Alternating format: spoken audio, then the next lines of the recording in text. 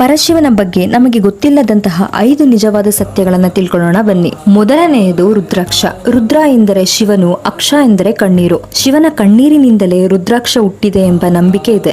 ಎರಡನೆಯದು ಶಿವನ ಕುತ್ತಿಗೆಯಲ್ಲಿ ಸದಾ ಇರುವಂತಹ ವಾಸುಕಿ. ಕುತ್ತಿಗೆಯ ಸುತ್ತ 3 ಬಾರಿ ಸುತ್ತಿಕೊಂಡಿರುತ್ತದೆ. ಆ 3 ಸುತ್ತುಗಳು ಭೂತ, ವರ್ತಮಾನ, ಭವಿಷ್ಯತ್ ಕಾಲವನ್ನು ಸೂಚಿಸುತ್ತದೆ. ಮೂರನೆಯದು ಶಿವನ ವಾಹನವಾದಂತಹ ನಂದಿ. ಕೈಲಾಸದ ದ್ವಾರಪಾಲಕನೂ ಹೌದು. ದೇವತೆಗಳೇ ಆಗಲಿ ರಾಕ್ಷಸರೇ ಆಗಲಿ ಯಾರು ಪರಶಿವನನ್ನು ನೋಡಬೇಕೆಂದು ಬರುತ್ತಾರೋ ಅವರು ಮೊದಲು ನಂದಿಯ ಅನುಮತಿಯನ್ನು ತೆಗೆದುಕೊಳ್ಳಬೇಕು. ಈ ಒಂದು ಕಾರಣದಿಂದನೇ ಶಿವಾಲಯಗಳಲ್ಲಿ ಭಕ್ತರು ನಂದಿಯ ಕಿವಿಯಲ್ಲಿ ತಮ್ಮ ಮನಸ್ಸಿನ ಕೋರಿಕೆಗಳನ್ನು ಹೇಳುತ್ತಾರೆ. ಹಾಗೆ ನಮ್ಮ ಕೋರಿಕೆಗಳನ್ನ ನಂದಿ ಪರಶಿವನಿಗೆ ತಲುಪಿಸುತ್ತಾರೆಂದು ನಂಬುತ್ತಾರೆ. ಹಾಗೆ ನಾಲ್ಕನೆಯದು ಶಿವನ ಆಯುಧವಾದಂತಹ ತ್ರಿಶೂಲದ 3 ಮೂಲೆಗಳು ಕೋರಿಕೆ, ಕ್ರಿಯೆ, ಜ್ಞಾನವನ್ನು ಸೂಚಿಸುತ್ತವೆ. ಐದನೆಯದಾಗಿ ಶಿವನ 2 ಕಣ್ಣುಗಳು ಸೂರ್ಯ ಮತ್ತು ಚಂದ್ರಗಳಾಗಿರುತ್ತವೆ. ಒಮ್ಮೆ ಶಿವನು ಧ್ಯಾನದಲ್ಲಿದ್ದಾಗ ಪಾರ್ವತಿ ದೇವಿಯು ಮೆಲ್ಲನೆ ಬಂದು ಶಿವನ 2 ಕಣ್ಣುಗಳನ್ನು ಮುಚ್ಚುತ್ತಾರೆ. ಆದ್ದರಿಂದಲೇ ಒಮ್ಮೆ ಲೋಕವೆಲ್ಲ ಕತ್ತಲೆಗೆ ಒಳಗಾಗಿರುತ್ತದೆ.